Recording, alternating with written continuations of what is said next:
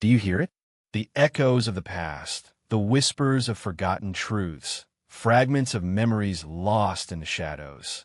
Welcome to Brainrot, Echoes, where we bring you stories long buried, unravel mysteries cloaked by time, and guide you through the darkest corners of the mind and the universe. Each video is more than just content. It's an echo resonating deep within, urging you to question, to wonder, to explore. Backend index pointing right, hit subscribe, turn on the notification bell, and join us in listening to the echoes the world tried to silence. The Healer's War. Command, this is Recon Unit 7. We have a problem. The voice crackled through the comm system with the kind of tension that usually precedes very bad news.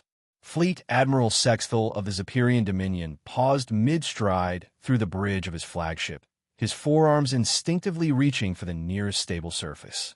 In his 300 cycles of military service, he'd learned that when scouts used the word problem, it was time to start drafting evacuation orders.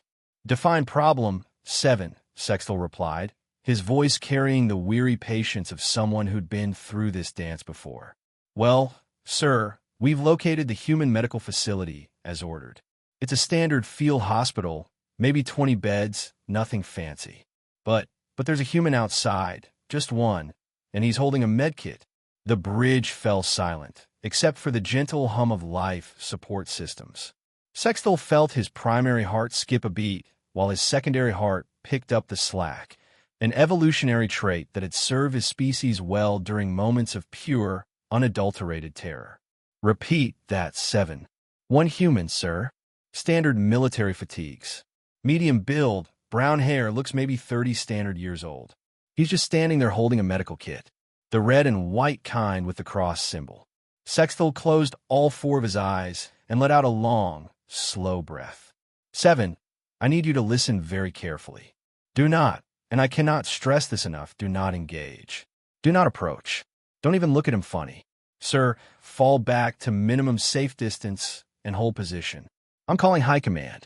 Now, you might be wondering why a fleet admiral with enough firepower to glass a small moon would be intimidated by one human holding what amounted to a fancy first aid kit. Well, buckle up, because this is where things get interesting. See, the thing about humans is that they have this absolutely fascinating relationship with their medical personnel. Most civilized species treat their healers with respect. They're valuable, they're protected, and they're generally kept far away from anything that might shoot back. It's just common sense, really. Humans, however, decided that common sense was more of a suggestion than a rule. Dr. Alex Morrison stood in the dusty courtyard of Field Hospital Charlie 7, medkit in hand, and wondered how exactly his life had led him to this moment. He joined the Terran Colonial Medical Corps with dreams of bringing healing to the frontier worlds, maybe writing a few papers on xenobiology, perhaps even discovering a new antibiotic or two. Instead, he was apparently about to become a war crime. Doc, you might want to get back inside, called Sergeant Rita Kowalski from the hospital's main entrance. Sensors are picking up movement in the hills. Looks like our purple friends are back. Alex adjusted his grip on the medkit and shook his head. Still got 3 wounded out there, Rita. The evac shuttle won't be back for another hour, and Private Collins isn't going to make it that long without proper treatment. Collins is already stable. Document. You patch him up well. Stable isn't the same as safe. Alex checked his watch. Besides, what's the worst that could happen? They're just here for intelligence gathering. It's not like they're going to. That's when the shooting started. The worst part about being a medic in the Terran military, Alex had discovered, wasn't the blood or the screaming or even the occasional alien parasite trying to burrow through your ear canal. No, the worst part was the way everyone else reacted when things went sideways. Normal people, sensible people, when faced with incoming weapons fire, tend to duck, cover, and generally try to put as much solid matter between themselves and the things that go bang. It's a reasonable response, really. Very logical. Medical personnel, however, had apparently missed that particular day in Common Sense 101. Alex sprinted across the open courtyard toward the perimeter fence, medkit bouncing against his hip, while energy bolts sizzled past his head. In the distance, he could see the heat signature of Zephyrian soldiers, tall, purple, and currently very confused about why this particular human was running toward them instead of away. "Collins!" Alex shouted as he reached the young soldier who'd been caught in the open during the attack. "How we doing, buddy?" Private Collins, all of 19 years old and currently sporting a rather impressive hole in his left shoulder, looked up with the kind of expression usually reserved for people who just watched their favorite sports team lose by a single point. "Been better, Doc," Collins managed through gritted teeth. "Maybe been worse, too, but I can't remember when." "Well, let's see what we can do about that," Alex said, dropping to his knees beside the private and opening his medkit. Around them, the firefight continued with the sort of enthusiastic violence that made military procurement officers very happy and insurance actuaries very sad. From his position in the hills, Zephyrian Recon Unit 7 watched through high-powered scopes as the human medic worked on his patient. The alien soldiers had stopped shooting, partly because they were professional enough to recognize a non-combatant, but mostly because they'd been specifically briefed about this exact scenario. "Command, the human is now treating wounded personnel in an active combat zone," 7 reported. He's completely ignoring the weapon's fire." "Of course he is," came the weary reply from Admiral Sexthal. "That's what they do." 7, "I need you to pull back your orders immediately." "Sir, we have tactical superiority. One human medic doesn't change. One human medic changes everything. Haven't you read the tactical briefs, the incident reports, the psychological evaluations?" 7 paused. "I may have skimmed them, sir." "Well, allow me to summarize. When a human medic decides someone needs medical attention, nothing, and I mean nothing, will stop them from providing it. Not walls, not weapons, not physics, not common sense, and certainly not enemy fire. They will walk through a plasma bombardment if they think someone on the other side needs a Band-Aid. But, sir, that's impossible. No species would." 7. 2 cycles ago, a human medic named Patterson walked into a Corellian hive ship. A hive ship, 7, armed with nothing but a medkit and a strongly worded letter from the Galactic Medical Association. The Corellians had taken prisoners, and Patterson wanted to check on their health. He spent 6 hours in there, treated 14 different species for various ailments. And when he came out, he handed the Hive Queen a prescription for her chronic joint pain. What happened to the prisoners? The Corellians let them go. They also hired Patterson as their ship's physician. Apparently, he's very good with arthritis. Back on the battlefield, Alex had successfully stabilized Collins and was now faced with a tactical decision. The smart play would be to drag the private back to the hospital, call a day, and let the Marines handle the shooty bits. It was the sensible thing to do. Unfortunately, Alex had spotted movement in the rocks about 50 meters away. Movement that looked suspiciously like someone else who might need medical attention. "Collins, can you make it back to the hospital on your own?" Alex asked, helping the private to his feet. "Yeah, document." "I think so." "What?" Alex was already reaching for his medkit. "Because I think there's someone else out there who needs help." Collins followed Alex's gaze toward the enemy position and his face went pale. "Doc, you're not thinking of. The Hippocratic Oath doesn't have a species clause." "Collins, what now?" "Never mind. Get back to the hospital." "That's an order." The thing about humans, as any xenobiologist will tell you, is that they're not particularly impressive from a purely physical standpoint. They're not the strongest, fastest, or most durable species in the galaxy. They don't have natural armor, claws, or the ability to photosynthesize. By all rights, they should have been relegated to the cosmic equivalent of the kids table eons ago. But humans have one trait that sets them apart from every other species in the known galaxy. They are absolutely, completely, and utterly incapable of minding their own business when someone needs help. This might seem like a minor personality quirk, but when you combine it with their legendary stubbornness, their complete disregard for self-preservation, and their unsettling ability to weaponize anything they can get their hands on, it becomes something approaching a superpower. And medics, well, medics are the apex predators of human helpfulness. Alex made it about halfway to the Zephyrian position before the shooting stopped entirely. This was either a very good sign or a very bad sign, and given his track record, He was betting on the latter. Human, came a voice from behind the rocks. Human medic, we need to talk. Alex paused, medkit still in hand. Are you injured? No. Well, maybe. That is not the point. You need to stop. Stop what? Stop. Stop being a medic. Alex blinked. I'm sorry. What? A tall purple figure emerged from behind the rocks, weapon lowered, but still held in two of his four hands. The Zephyrian looked nervous, which was impressive considering his species typically showed emotion by changing the color of their skin. This one was currently a shade of purple that Alex's medical training suggested meant either deeply concerning or about to vomit. You are a doctor. Alex Morrison? The alien asked. How do you never mind? Yes, I'm Dr. Morrison. Are you hurt? No. And please stop asking that. But you said you needed to talk. And usually when people need to talk to a medic, it's because... No. The Zephyrian held up all four hands in a gesture of surrender. I am Squad Leader Velter of the Zephyrian Dominion. I am here to formally request that you cease your medical activities. Alex tilted his head. I'm sorry. You want me to stop being a doctor in this combat zone? Yes. Please. We will even pay you. That's not how this works. What followed was perhaps the most surreal conversation in the history of interstellar warfare. On one side, you had Squad Leader Velter, a professional soldier with over 50 years of combat experience, trying to explain why his entire unit was discombobulated by one human with a first aid kit. On the other side, you had Dr. Alex Morrison, who was truly confused about why anyone would have a problem with basic medical care. You see, Velter explained, his skin shifting to a lighter purple that indicated either embarrassment or indigestion.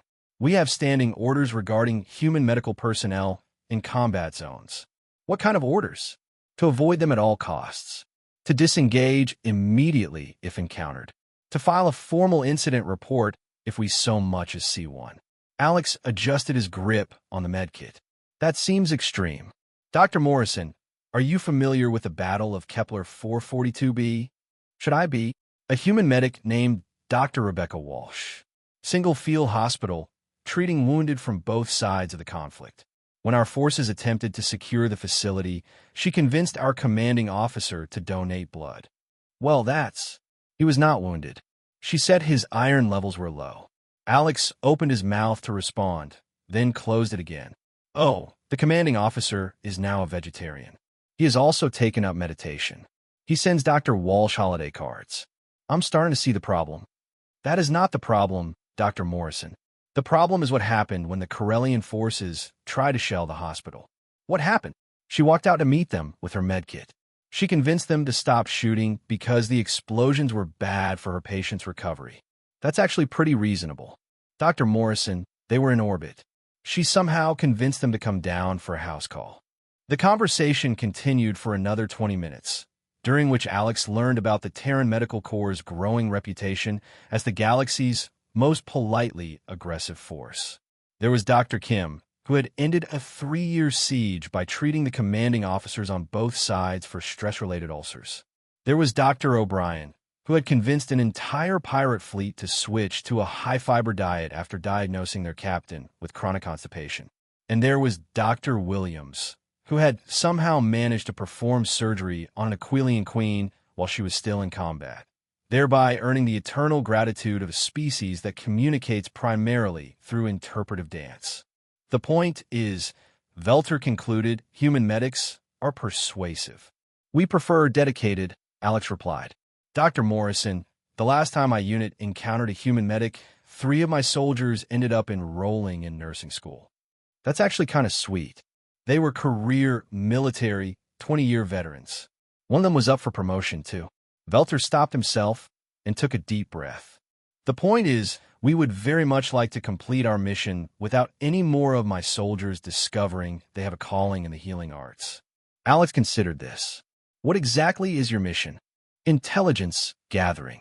We need to assess the defensive capabilities of this facility. Oh, that's easy.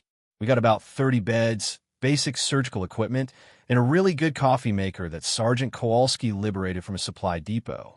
Our most dangerous weapon is probably the autoclave, and that's only dangerous if you don't know how to use it properly. Velter blinked. You're just going to tell me. Why wouldn't I? You're not here to attack the hospital, are you? Well, no, but then what's the problem? We're a medical facility. We don't have any strategic value beyond treating wounded people, which, by the way, we do for anyone who needs it. No questions asked. Anyone. That's kind of the point. This was the moment when squad leader Velter realized he was in serious trouble. Not because of enemy fire or tactical disadvantages, but because the human medic was looking at him with the kind of expression usually reserved for people who'd just discovered a lost puppy in a rainstorm. You know, Alex said thoughtfully, "You look a little pale." "Well, more pale than usual for a purple person." "Are you feeling all right?" "Dr. Morrison, please don't. When was the last time you had a full physical? Do Zephyrians need regular checkups? I'm not familiar with your species' medical requirements, but I'd be happy to look them up." Velter's skin shifted to a deep indigo that indicated pure, unadulterated panic. "Dr. Morrison, I am ordering you to stop being concerned about my health. That's not really how concern works. It is an order from a foreign military officer to a civilian medical professional. I don't think that's legally binding. Dr. Morrison, call me Alex. And seriously, you don't look well. Are you getting enough sleep? Brupe nutrition. When was your last blood work done?" What happened next would later be recorded in military history as the incident at Field Hospital Charlie 7. Although the official reports would significantly understate the actual weirdness of the situation. According to the files, squad leader Velter of the Zephyrian Dominion voluntarily surrendered to Terran forces after a brief negotiation with medical personnel. The reality was somewhat more complex. "Dr. Morrison," Velter said with the weary patience of someone who'd been arguing with a particularly stubborn piece of medical equipment, "I cannot surrender to you. You're a medic. You're a non-combatant personnel. Then don't surrender to me," Alex replied reasonably. "Just come with me to the hospital so I can run some tests. That skin color change is really concerning me. My skin color is normal. For someone who's stressed and possibly hypertensive, maybe, but I'd like to rule out any underlying conditions. I do not have underlying conditions. That's what everyone says right up until they do. Come on, it'll just take a few minutes. I've got a portable scanner that can do basic diagnostics. I'm not going to your hospital. Fine, I'll bring the scanner here. Although I should mention, the lighting isn't great for a proper examination." The standoff continued for another hour, during which Alex somehow managed to convince Velter to sit down, drink some water, and answer a series of questions about his medical history that the Zephyrian squad leader swore were definitely not part of a routine physical examination. By the time backup arrived, both Terran Marines and additional Zephyrian forces, they found the two of them sitting in the shade of a large rock with Alex taking notes on a datapad while Velter reluctantly described his symptoms. "You see," Alex was saying, "that pain in your lower back, that's probably just muscle tension from carrying heavy equipment, but it could also indicate kidney issues. When was your last urinalysis?" "I'm not discussing my urinalysis with an enemy medic." "Enemy? I thought we were friends." "Now, we're not friends. But you told me about your childhood digestive issues. That's definitely friend-level information. You said it was relevant to my current symptoms. It is. Everything's connected. That's the beauty of medicine. You can't treat one part of the body without considering the whole system." The arriving forces found themselves in the awkward position of trying to figure out how to handle a situation that wasn't quite a surrender, wasn't quite a medical emergency, and definitely wasn't covered in any of their training manuals. "So," said Marine Captain Torres, looking from Alex to Velter and back again, "what exactly is happening here?" "Dr. Morrison has taken me prisoner," Velter said miserably. "I haven't taken anyone prisoner." Alex protested. "I've just been providing medical advice. He will not let me leave until I agree to a full physical examination." "That's not true. You can leave whenever you want. I just thought it would be medically inadvisable." "See?" Velter gestured with all four arms.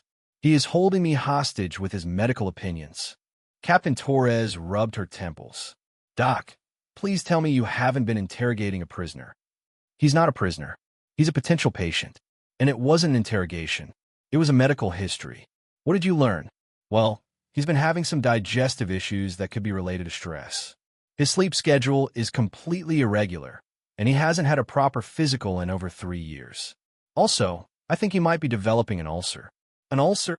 Classic symptoms: stomach pain, irregular eating, high-stress job. I've recommended dietary changes and suggested he consider meditation or other stress reduction techniques. Velter's skin shifted to a resigned shade of purple. He also wants me to cut back on stimulants and increase my intake of leafy vegetables because it's good for you. I do not eat leafy vegetables. That's probably part of the problem. The situation was eventually resolved through a combination of diplomatic intervention and medical consultation. Velter was allowed to return to his unit, but only after agreeing to schedule a proper physical examination with his Superior military physician. Alex provided a detailed list of recommended tests and dietary suggestions, which Velter accepted with the same enthusiasm most people reserve for tax audits. The intelligence-gathering mission was considered a success, although the Superior's final report noted that the Terran medical facility posed minimal tactical threat, but significant risk of unsolicited health advice. 3 weeks later, Alex received a message from Velter reporting that his digestive issues had improved significantly since implementing the recommended dietary changes.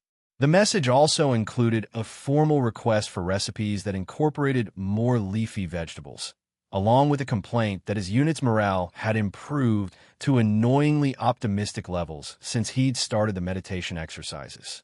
The incident at Field Hospital Charlie 7 became something of a legend in military circles, although the details varied depending on who was telling the story. Some versions had Alex single-handedly defeating an entire Superior battalion through aggressive preventative care. Others claimed he'd convinced the enemy forces to surrender by threatening them with mandatory annual checkups. The truth, as it often does, fell somewhere in between. So, Sergeant Kowalski said as she found Alex in the hospital supply room updating inventory logs. "I hear you've been terrorizing the enemy with medical advice." "I haven't been terrorizing anyone," Alex replied, making a note about their dwindling supply of antiseptic. "I was just being thorough enough to convince a squad leader to voluntarily discuss his bathroom habits with a complete stranger. Medical history is important. You can't properly treat someone without understanding their full health picture." "Alex, he wasn't your patient. He was an enemy soldier conducting surveillance. He was a person who needed medical attention. The enemy soldier part was just his day job." Rita shook her head. "You realize Command is probably going to want to debrief you about this, right? They're calling it a new form of nonviolent conflict resolution." "It's not nonviolent conflict resolution. It's just medicine. You convince an enemy unit to withdraw from the field by making them worry about their health. That's either brilliant psychological warfare or the most aggressively helpful thing I've ever seen. Can it be both?" The real impact of the incident became clear 2 months later when the Superior Dominion issued new tactical guidelines for encounters with Terran medical personnel. The document, which was later leaked to the Galactic Press, included the following recommendations. Avoid direct contact with human medical personnel unless absolutely necessary. Do not make eye contact with humans carrying medical equipment. If approached by a human medic, immediately report any symptoms of illness or injury. Under no circumstances should personnel admit to having just a small headache or feeling a little tired. Emergency extraction protocols should be implemented if a human medic begins asking about family medical history. All personnel should ensure their medical records are up to date before deployment to avoid embarrassing questions during potential examinations. The guidelines were met with widespread ridicule from other species until similar incidents began occurring across the galaxy. The Regellian Navy reported that their entire Third Fleet had been convinced to participate in a smoking cessation program after an encounter with a human medic who was concerned about their respiratory health. The Centauri Trade Federation noted that their merchant vessels had begun carrying emergency medical supplies after a human doctor had pointed out that their crews were showing signs of vitamin deficiency. Within a year, the Galactic Medical Association had to create a new classification system for what they termed aggressive preventive care incidents. The human medical community, meanwhile, remained baffled by the fuss. "We're just doing our jobs," Dr. Morrison explained to a reporter from the Galactic Health Network. "If someone needs medical attention, we provide it. That's what we do. But don't you think it's unusual to treat enemy soldiers? Enemy soldiers are still people. People get sick. People get injured. People need medical care. The politics of the situation don't change the biology. What about the tactical advantages? Some military analysts suggest that your methods could be used as a form of psychological warfare. Alex looked truly confused. Psychological warfare? We're just trying to keep people healthy. We've helped people identify and address health issues that were affecting their quality of life. If that happens to make them less inclined to shoot at people, well, that's just a nice side effect. The truth was, Alex had never intended to become a tactical asset. He just wanted to help people regardless of which side of the conflict they happened to be on. The fact that this approach had proved surprisingly effective at de-escalating military situations was something that still puzzled him. I mean, it makes sense when you think about it, he explained to Captain Torres during one of their regular coffee meetings. Most conflicts are driven by fear, anger, and stress. Those are all things that can be addressed through proper medical care and lifestyle changes. You're saying wars are caused by poor health? I'm saying poor health doesn't help. When people are tired, stressed, and in pain, they're more likely to make bad decisions. Address the underlying health issues, and suddenly people are more willing to talk things through. So your solution to interstellar conflict is better health care, among other things.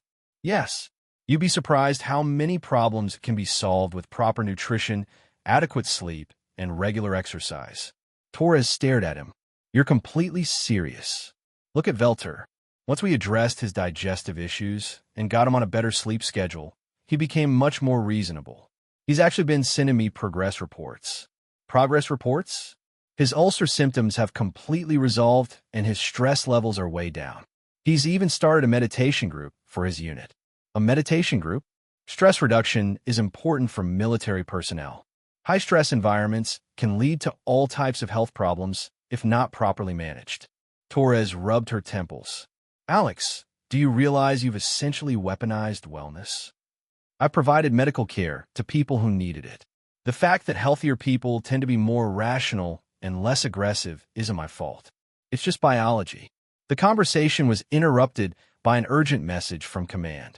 Long-range sensors had detected a massive Zephyrian fleet approaching the system, and all medical facilities were being ordered to prepare for potential casualties. Looks like we might be getting busy, Torres said, checking her sidearm. Alex was already reaching for his medkit. I should start prepping the surgical suite. Alex, if this turns into a full-scale engagement, I need you to promise me you'll stay in hospital. No running out to treat wounded soldiers in the middle of a firefight. I can't promise that, Rita. If people are hurt, I'm going to help them. That's what I do. That's what I'm afraid of. The Zephyrian fleet arrived 6 hours later, but instead of the expected orbital bombardment, they transmitted a single message. Request permission to dock for medical consultation. The message was signed by Fleet Admiral Sexthel, who had apparently been suffering from chronic back pain for the past several years. He'd heard about Dr. Morrison's success in treating similar conditions and was hoping to schedule an appointment. You see, Alex said to Torres as they watched the first shuttle load of Zephyrian officers disembark at the hospital's landing pad. Most problems really can be solved with proper medical care. This is insane, Torres exclaimed. We're about to provide enemy forces with comprehensive physical examinations. They're not enemy forces. They're patients. And technically, we're not at war with the Zephyrian Dominion anymore. Since when? Since Admiral Sexthel signed the non-aggression pact about 20 minutes ago. Apparently, he's been looking for an excuse to end hostilities. The back pain was just the last straw. Torres stared at him. You ended a war with physical therapy. I haven't done anything yet, but chronic pain can really affect someone's quality of life. It's no wonder he was making aggressive military decisions. He was probably in constant discomfort. So, you're saying his bad back made him invade 3-star systems? I'm saying chronic pain can affect judgment and decision-making. Address the pain, and suddenly people are more inclined to consider diplomatic solutions. The next few days were some of the busiest in Field Hospital Charlie 7's history. What started as a single medical consultation turned into a comprehensive health assessment for the entire Zephyrian command structure.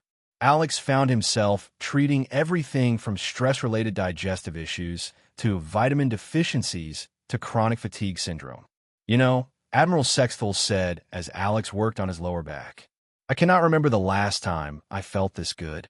That's what happens when you address the underlying causes instead of just treating the symptoms, Alex replied, adjusting the heat therapy unit. Your posture has improved significantly since we started the exercises. My staff has noticed. They say I seem more approachable. Chronic pain can make anyone irritable. You've probably been dealing with low-level discomfort for so long that you forgot what it felt like to be pain-free. Perhaps. I must admit the meditation techniques have been surprisingly effective. Stress reduction is important for everyone, but especially for people in leadership positions. The decisions you make affect thousands of people. You need to be operating at peak mental and physical condition. Sexthal considered this. Dr. Morrison, may I ask you something? Of course. Did you plan this? Alex paused in his work. Plan what? The medical intervention, the diplomatic resolution. Did you deliberately use healthcare as a form of conflict resolution? Admiral, I saw a person in pain and I offered to help. Everything else just sort of happened. That is what I was afraid you would say. A galaxy transformed. The signing of the formal peace treaty took place in the hospital's main ward, with Admiral Sexthal representing the Zephyrian Dominion and Captain Torres standing in for Terran Command. The ceremony was witnessed by medical staff from both sides, along with a handful of patients who were too curious to stay in their beds. You know, Sexthal said as he signed the document, in all my years of military service, I never imagined I would be negotiating peace terms while wearing a hospital gown. The gown is optional, Alex pointed out, but I wanted to finish your examination, and it's easier if you're not wearing all that armor. Dr. Morrison, I have to ask, do you realize what you have accomplished here? I've provided medical care to people who needed it. Same as always. You have single-handedly ended a military conflict through aggressive health care. I wouldn't say single-handedly. Sergeant Kowalski helped with the paperwork. Sexthal looked at Captain Torres. Is he always like this? Pretty much, Torres replied. We've stopped trying to figure out if he's a genius or just really, really committed to his job. Why can't it be both? Alex asked. The conversation continued for another few minutes, but Alex's attention was already shifting to his next patient, a young Rigelian who'd been injured in a mining accident. Standard protocol called for wound care and pain management, but Alex had already noticed signs of chronic stress and nutritional deficiencies. There would be questions to ask, problems to solve, people to help. It was, he reflected, exactly what he'd signed up for when he decided to become a doctor. The fact that it had somehow become something larger than that was interesting, but it didn't change the basic reality. People needed help, and he was in a position to provide it. That was really all there was to it. Outside the hospital, ships from dozens of different species moved through the busy space lanes, carrying passengers and cargo, and the occasional medical student eager to learn about Morrison methods. Wars still happened, though less often than before. Conflicts still arose, though they were increasingly resolved through dialogue rather than violence. People still got sick and hurt and needed help. Although more and more of them were receiving the kind of comprehensive care that addressed root causes rather than just symptoms, the galaxy was changing slowly but steadily. One patient at a time, one problem at a time, one medkit at a time. And in Field Hospital Charlie 7, Dr. Alex Morrison continued doing what he'd always done, helping people who needed help because that's what medics do. Epilogue. From the personal journal of Dr. Alex Morrison, dated 5 years after the great medical intervention. Got a message today from Velter. His unit has been reassigned to humanitarian relief work, and he wanted to let me know that his stress levels are at an all-time low. He's also gotten married, started a family, and taken up gardening as a hobby. He credits the meditation techniques I taught him for helping him find balance between his professional and personal life. I sent back congratulations and a reminder to keep up with his regular checkups. It's funny how things work out. 5 years ago, I was just trying to treat a wounded soldier in a combat zone. Now, apparently, I'm some kind of galactic icon for conflict resolution through healthcare. The whole thing still seems surreal, but at the end of the day, it's really just medicine. Good medicine. The kind that treats the whole person, not just the immediate problem.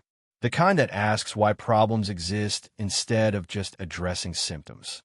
The kind that recognizes that everyone, enemy soldier or allied civilian, deserves care when they need it. Maybe that's what makes humans different. Maybe we're just naturally interested in helping people who need help, regardless of the circumstances. Maybe we're naturally suspicious of systems that create problems instead of solving them. Maybe we're naturally motivated to address root causes instead of just treating symptoms. Or maybe we're just stubborn enough to keep trying even when everyone else thinks we're crazy. Either way, I've got patience to see tomorrow. The new class of students arrives next week, and I need to prepare my lecture on preventive care fundamentals. Rita's been complaining about the coffee machine again, so I should probably look into getting that fixed. You know, for someone who supposedly changed the galaxy, my to-do list is remarkably mundane. But that's okay. Mundane is good. Mundane means people are healthy enough to complain about coffee machines instead of fighting wars. And that's really all any medic can ask for.